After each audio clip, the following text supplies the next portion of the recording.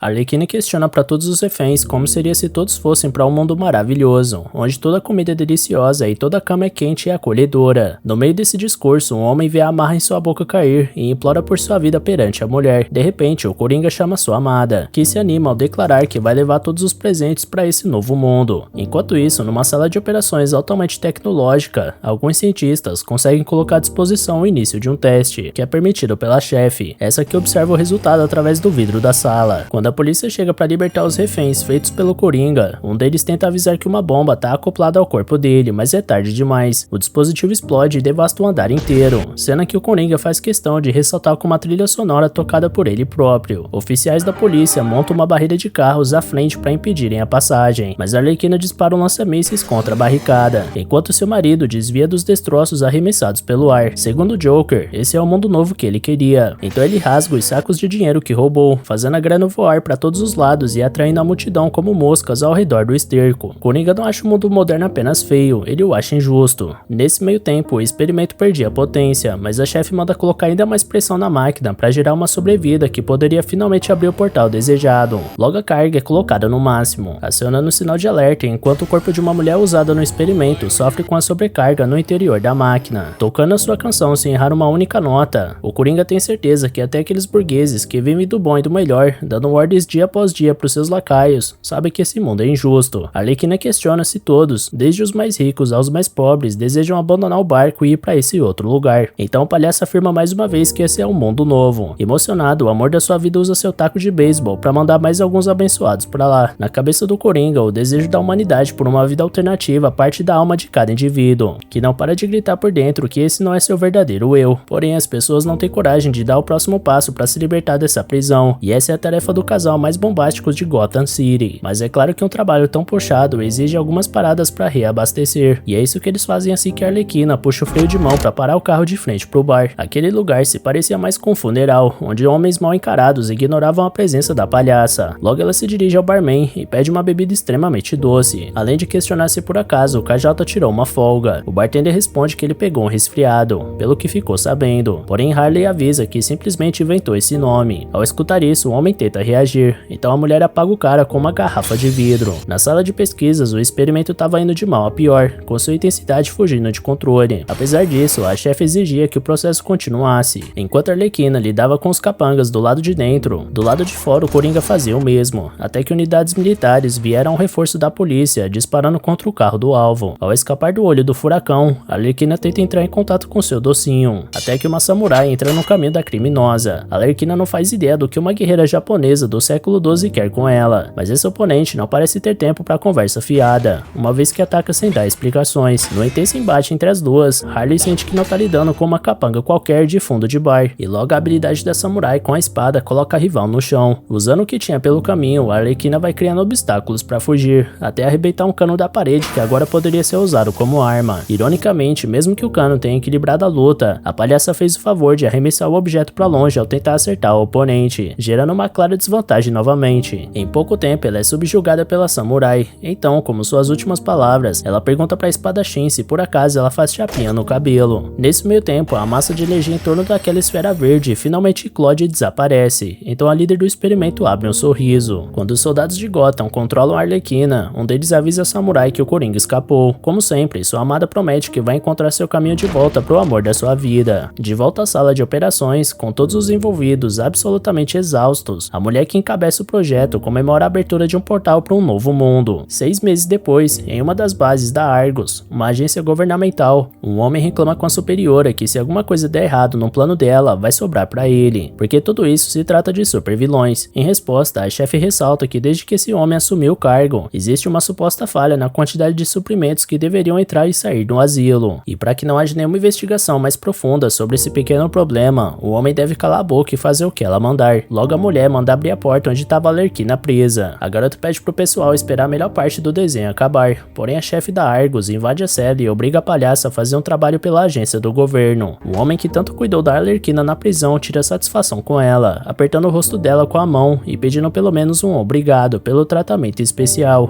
Então a garota dá um chute no saco do sujeito, dizendo que só um homem nesse mundo tem acesso ao corpo dela, tanto romântico quanto fisicamente. Ao controlar a prisioneira com o taser, a chefe manda o guarda abrir as próximas celas, então Então ele volta a dizer que é loucura libertar toda essa escória. A mulher concorda porque é impossível mudar o mundo sem um pouco de loucura. Dentro de algum tempo, a Arlequina desperta ao lado de um sujeito e diz que preferia uma injeção na testa do que ter acordado olhando pra cara feia do homem que estava ao lado dela. O homem reclama de que não poderia ter caído num buraco pior do que do lado dessa louca. Então outro rapaz corrige a postura do sujeito, porque isso não é jeito de tratar uma dama. Querendo saber quem é aquele cara exibido, os dois se aproximam do rosto dele, e ele se sente ofendido por não ter sido reconhecido, já que é um ator. Fora os três, um esquisito com saco na cara afirma que precisa dessa máscara para não comprometer a missão, afinal essa é uma causa nobre que não pode ser desperdiçada. Em seguida, um agente ironiza o fato dos prisioneiros estarem se dando bem logo de cara, mas o homem culto só quer saber se já tá na hora de sair desse vagão imundo e esticar um pouco as pernas. Pra sorte dele, de fato todos já chegaram ao destino, e agora era hora de ouvir a chefe da Argus, Amanda Waller. Waller informa que os 5 criminosos irão trabalhar em uma missão pro governo ao lado do agente Adam, e caso a missão seja um sucesso, os prisioneiros terão sua pena reduzida. O objetivo é criar e proteger uma série de cabeças de ponte que servirão de base para a realização de pesquisas e a exploração de recursos de uma certa região. Um dos prisioneiros pergunta por que diabos eles trabalhariam pro governo. Então Amanda explica que implantou bombas no pescoço de todos que podem ser ativadas no momento em que ela quiser. Além disso, elas funcionam através de ondas de sinal. Se alguém sair do perímetro estabelecido, também vai virar sopa depois de 72 horas. Em outras palavras, quem não obedecer às ordens dela morre. Ainda por cima, Amanda menciona que um deles tem uma filha, então o pai fica furioso e garante que vai matar aquela mulher se alguém encostar um dedo na cria dele. Porém, com a clara vantagem na negociação, Amanda percebe que estão todos de acordo em cooperar e desliga. Sem demorar, Adam informa que os integrantes da equipe devem usar os equipamentos que estão nas caixas de madeira e se preparar para a missão nesse exato momento. A propósito, um deles pergunta cadê o 5º integrante do grupo, e logo um estrondo acontece no avião. Adam vai ver o que é e os 2 pilotos estão mortos, além do vidro da frente estar quebrado. O oficial tenta pilotar o avião, mas sem sucesso, então todos caem em terra. Do lado de fora, uma guerra entre 2 civilizações estranhas acontecia, e um comandante humano vê a queda do avião e vai checar a estranha invasão em seu mundo. A Arlequina dá uma olhada no agente Adam e nota que ele também morreu, e uma espada fincada no avião permite que ela corte suas amarras. Sem saber onde tá, ela pisa fora do veículo e quase cai no céu sem fim, mas é salva pelo colega na hora H. Já quanto ao metida bonitão, para arranjar um caminho decente para vazar daquele avião, revela um braço enorme de barro que destrói uma das portas. De boca aberta, ao verem que se trata de um meta-humano, os outros descobrem por que só aquele cara tinha aquele mecanismo de proteção cabuloso. Ao pisarem fora do veículo, eles veem um dragão voando pelos céus, e a Arlequina pergunta se eles foram parar no mundo do Senhor dos Anéis por acaso. Observando a batalha de longe, o sujeito com o braço de barra elogia o set de filmagens desse lugar, mas não consegue identificar qual estúdio que produziu isso tudo. De repente, os monstros que lutavam se aproximam dos invasores, confusos com a máquina de aço que eles trouxeram e suas aparências estranhas. O Homem de Barro pergunta cadê o produtor desse filme, então um dos javalis alienígenas dá o recado ao quase ficar sua lança no meio do rapaz. Perante esse gesto, a Arlequina vê que claramente são criaturas hostis, então se prepara para enfrentar eles, ao passo que o Tubarão Rei se revela com toda a sua fúria, atacando os inimigos sem hesitar. A Arlequina entra no show da mesma forma que o Homem Capuzado se junta à luta contra aqueles porcos selvagens extraterrestres. Com um discurso bem convicto, o Justiceiro afirma que vai aniquilar com um banho de sangue todos aqueles que se opuserem à paz. Em outro canto do conflito, o Cara de Barro dá as caras e expressa sua verdadeira e monstruosa face, que ele usa para esmagar mais oponentes em volta. Por último, o Pistoleiro mira no líder da legião inimiga para acabar com a brincadeira, porém sua visão é ruim demais, então ele escala o avião para pegar um disparo limpo.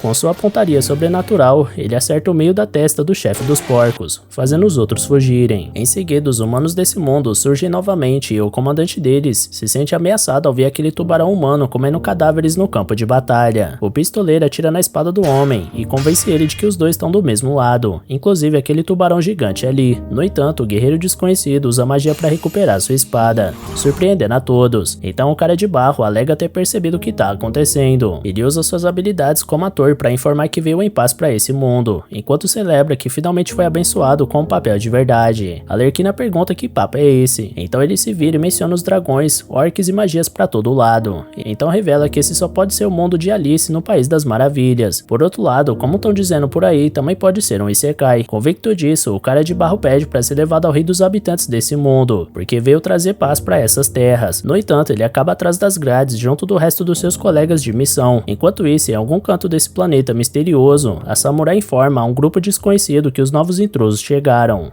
Em meio à pobreza de uma das vilas ao redor daquele lugar, uma carroça mais cara que a redondeza inteira carregava a rainha, atraindo o povo local, que morria de fome e pedia desesperadamente por qualquer comida que a pomposa monarquista poderia conceder. Ao redor da carruagem, os guardas empurravam a população com fome, protegendo a monarca que ia em direção ao seu castelo. Lá dentro, numa reunião entre a nobreza e a alta patente do exército, todos desprezavam os porcos e a incapacidade deles de reagirem perante a vossa majestade, que marchou às linhas de frente para elevar o moral das tropas. Por isso, um nobre sugere que uma enorme celebração seja feita, porém Cecil, um dos oficiais, reclama que o povo que passa fome deveria ser prioridade ao invés de festas mesquinhas. Cínicos, os nobres questionam se por acaso é errado comemorar a vitória dos soldados ou até mesmo a glória da rainha. Logo a própria se pronuncia ao declarar que essa batalhazinha não pode ser considerada uma vitória, e só quando todos os brutos desse império tiverem sido exterminados que essa guerra terá um vencedor. Por falar nisso, por mais que a intervenção daqueles intrusos desconhecidos tenha sido determinante no último conflito, a rainha exige que todos continuem presos, porque considera essa uma causa muito banal. Cecil argumenta que eles poderiam ser usados a favor do império. Então a rainha responde que esse homem ficou se achando demais depois que salvou o reino e ganhou a armadura sagrada pelas mãos da princesa. Sem saber o que argumentar, o cavaleiro fica em silêncio. Então a rainha dispensa todos e avisa que quer planos para a próxima batalha na mesa dela até amanhã. A princesa Fiona insiste no assunto que Cecil trouxe à tona e considera a possibilidade dos intrusos serem enviados do império. Porém a rainha volta a lembrar que já encerrou esse assunto. Mais tarde, observando as crianças do vilarejo brigando por um pedaço de pão, Fiona olha para dentro do seu quarto e se sente mal ao ver a comida quente e bem preparada que ela recebe todos os dias, mesmo que faça tempo que ela mesma não coloque nenhum alimento para dentro da barriga. A pedido da princesa, Cecil aparece e vê, mais uma vez, o prato da moça cheio. Então ele diz que ela se privar de comer não vai fazer com que a população seja alimentada. Sem querer entrar no assunto, Fiona argumenta que perdeu o apetite de novo, enquanto pede a ajuda do cavaleiro. Na próxima cena, em algum interrogatório, um guarda comenta a ficha da Arlequina, mencionando o nome real dela, Harleen Quinzel, ex-psiquiatra do asilo Arkham, onde se apaixonou pelo Coringa durante a sentença dele por lá e ajudou ele a fugir. Um dos oficiais considera que esse não é um comportamento muito inteligente para alguém com doutorado, e que essa palhaça deve estar querendo viver alguma fantasia distorcida como a heroína de um romance. Diante da risada dos homens, ela devolve a provocação ao comentar que guardas de prisão são fracassados que não conseguiram entrar para a polícia. Então os dois perdem a paciência e eletrocutam a mulher. Porém, como sempre, lá estava Coringa para salvar sua querida, estendendo sua mão para salvar o dia dela. Entretanto, tudo não passava de um sonho e Harley Quinn acabou passando a noite inteira em uma cela de prisão, tendo cada vez mais certeza que a realidade é um pé no saco. Enquanto isso, o pistoleiro adoraria saber o que diabos está acontecendo. Então o cara de barro avisa que eles não são queridos por ali, já que estão presos. O pistoleiro agradece pela incrível conclusão do Sherlock Holmes de argila, mas seja como for, cara de barro acredita que eles deveriam estar sendo tratados como heróis, já que foram eles que venceram aquela batalha. Por isso poderiam estar mudando o destino do reino com seus serviços heróicos, ao invés de apodrecendo atrás das grades. Como não é bem o que está acontecendo, o ator considera que o roteirista dessa história não compreende os princípios básicos de uma narrativa. Escutando aquilo, o pistoleiro entende por que nunca ouviu falar desse ator, já que deve ser só um estrelinha desconhecido que fica pedindo para mudar cada detalhe do roteiro que ele não gosta. Interrompendo a discussão que formou a partir disso para uma causa mais urgente, o pacificador ressalta que nesse exato segundo fazem 12 horas desde que o helicóptero deles caiu, ou seja, se Amanda tiver dito a verdade sobre os explosivos que eles carregam, o grupo tem apenas 60 horas para voltar pro helicóptero antes que suas cabeças explodam. Confusa, Arlequina achava que esse cara estava trabalhando pro governo, mas ele explica que trabalha apenas pra paz e justiça, e caso Amanda possa oferecer isso de alguma forma, ele não vai hesitar em fazer parte. De qualquer forma, o cara de barro não sabe como vai ser o desenrolar dessa história, mas ele não acha que ficar ali vai trazer algo de bom, por isso se levanta em direção às grades e atravessa a cela com sua forma de argila para dar um pequeno empurrãozinho na narrativa, chegando na parte onde o herói deixa seus amigos para trás e cresce com o sacrifício deles, um belo clichê de qualquer filme que preste. Revoltados com esse discurso ruim, os demais gritam pelos guardas, alertando sobre uma fuga. Então os guardas chegam e colocam uma algema no ator que anula os poderes dele. Na sequência, os prisioneiros são levados para sua primeira refeição na cadeia, apesar de não saberem dizer exatamente o que foi servido para eles. O pistoleiro pergunta se agora o cara de barro vai fazer o favor de escapar com todo mundo junto, mas ele lamenta que isso não seja mais possível. De repente, um grupo de orcs enormes aborda os protagonistas e avisa que esse é o lugar deles, e que os desavisados estão infestando os bancos com o cheiro podre dos humanos. O idioma que os monstros falavam era algo incompreensível, porém o pistoleiro acredita que a comunicação numa prisão seja igual em qualquer parte do mundo, por isso já se levanta. O cara de barro comenta que teria sido melhor eles terem acordado o tubarão para resolver esse impasse na porrada, mas não tiveram sorte nisso, infelizmente. Por essa razão, o rapaz vai ter que usar seus dotes de atuação mais uma vez, elogiando o líder dos ogros pela postura imponente que atrai o olhar de todos todos em volta. O pistoleiro questiona se o cara tá entendendo o idioma dessas criaturas, mas o ator ensina que tá apenas sugerindo a fala deles através das expressões faciais do ogro, uma habilidade básica no ramo da dramaturgia. No entanto, o monstro não parecia estar na mesma vibe do homem, então mete um murro na cara dele e cai na gargalhada junto dos parceiros. Mesmo com essa demonstração grátis de força, a Arlequina desafia o ogro ao arrotar na cara dele e jogar sua tigela na mão do monstro. Furioso, o ogro ataca a garota, que consegue reagir à altura, enquanto o pacificador faz o seu trabalho com os outros dois. Após a pose de vitória, os guardas chegam e pedem a varinha, desesperando os prisioneiros em volta, o que deixa os humanos confusos. Logo os seguranças chegam com clavas mágicas que flutuam os briguentos e subjugam todos. Como punição, um dos guardas exige que todos sejam levados para celas disciplinares. Jogada lá com o resto da equipe, a Arlequina tá de saco cheio desse negócio bizarro que esses caras usam para manter ele sob controle, e o pistoleiro lembra que o cara de barro disse que magias e essas porcarias eram possíveis nesse tal de Isekai. Em seguida, em um canto escuro da cela, um homem se apresenta como Rick Flag, um agente da Argus, e reconhece a Arlequina, a parceira do infame Coringa, o palhaço do crime de Gotham. Diante da surpresa dos colegas de equipe da Harley, que não sabiam que ela era essa figura conhecida no mundo do crime, Rick menciona também o nome de cada um dos membros do grupo, e supõe que eles sejam os novos reforços que Amanda disse que enviaria. A Arlequina pergunta que papo é esse, então Rick explica que eles não foram os primeiros a serem enviados pelo governo a esse mundo. Rick foi o responsável por liderar o primeiro esquadrão encarregado de realizar contato com o planeta novo, esse que é ligado com a Terra através de um portal. Essa informação alegra o cara de barro, que confirma sua suspeita que isso era um Isekai. O pistoleiro questiona o motivo deles terem escolhido esse lugar, então o agente da Argus ressalta que o governo está disposto até a descer pro inferno em busca de recursos naturais, porque o monopólio americano no mercado internacional é o que mantém de pé o orçamento para a máquina de guerra. Dito isso, o pistoleiro percebe que ele e seus colegas foram enviados para essa missão sem futuro, sendo um monte de criminosos descartáveis, como se tivessem num esquadrão suicida. Falando nisso, Rick Flag supõe que a Katana seja líder dessa equipe, já que ele teria que ser substituído. A Arlequina avisa que o responsável era um sujeito chamado Adam, que virou comida de porco no helicóptero. Fora isso, o pacificador não esquece de mencionar a bomba que eles têm no pescoço. Então o agente do governo afirma que vai ajudar eles a escapar, porque acredita que o sinal que controla as bombas deve vir do outro lado do portal, e o esquadrão deve ser levado até lá antes que o pior aconteça. Os novos detentos reclamam que não podem confiar no cara que trabalha para a organização que implantou uma bomba neles, mas como bem lembra Rick Flag, eles não têm muita opção nesse momento. De repente, o tubarão rei desperta do seu longo sono e sente o cheiro de sangue ao seu redor, morto de fome mais uma vez, por isso se aproxima do grupo de humanos, que se desesperam. Numa tentativa de controlar a fera, Rick cita a palavra Nanaue, que é o verdadeiro nome do animal. O agente, se aproveitando do cérebro de criança que o tubarão tem, avisa que tem muita comida do lado de fora, e que ele poderia pegar com todos os seus amigos de dentro da cela, já que todo mundo ali também tá com fome. Sem demora, o animal força a barra da cela, e sob o incentivo dos colegas de prisão, ele liberta todo mundo. Um dos guardas chega na mesma hora e prepara sua varinha para prender o fugitivo, porém o atirador usa uma pedra como um projétil para atordoar o segurança, para depois a Arlequina usar a varinha como taco para destroçar o sujeito. Aproveitando a situação, o cara de barro pega a chave da sua algema mágica e ganha seus poderes de volta. Com eles, o anti-herói abre todas as celas da prisão com suas chaves de argila, e observa que é até mais forte do que o normal nesse mundo estranho. Tendo soltado todos os prisioneiros, o Esquadrão Suicida incentiva cada um deles a lutarem por sua liberdade. Porém, todos teriam que encarar mais uma vez o desafio dos guardas com suas varinhas mágicas. Do mesmo jeito de antes, o esquadrão é imobilizado por aquele feitiço misterioso, mas os criminosos conseguem escapar dessa vez e reagir com seus poderes, dando continuidade à fuga. Abrindo espaço por cada corredor na base da violência, humanos, ogros e tubarão se uniam para formar um motim que concederia aos presos a chance de alcançar o exterior daquela masmorra. Enquanto isso, Cecil é transportado por uma das carruagens do reino e se lembra do pedido de mais cedo da princesa Fione. Na ocasião, ela expressa sua vontade em conversar com aquela garota invasora e o grupo dela, porque eles foram os responsáveis por alterar o rumo da batalha anterior, como dizem os relatórios. Cecil sabe que disse, na reunião com a rainha, que os prisioneiros poderiam ser importantes, mas ele estava falando das armas desses intrusos, porque em uma guerra todos os envolvidos devem fazer de tudo para conseguir a vantagem no conflito. Entretanto, ninguém sabe quem são aquelas pessoas, e isso pode ser extremamente perigoso, ainda mais para alguém como a princesa. Porém, ainda assim, Fiona insiste para conversar com aquele grupo, porque quer ajudar da maneira que pode para acabar de uma vez por todas com essa guerra sem fim. Seja lá o que for eles tiverem planejado, ao chegar de frente para a prisão, Cecil vê o lugar tomado por bandeiras e pichações. Do lado de dentro, os prisioneiros faziam a festa, até que a Arlequina vê a chegada dos visitantes. Nick Flag tá furioso por ver seus colegas de missão perdendo tempo nessa palhaçada. E galera, arregaça aí no like aqui embaixo e comenta no vídeo para incentivar a gente ainda mais a trazer continuação desse anime, beleza? Valeu galera, se cuidem!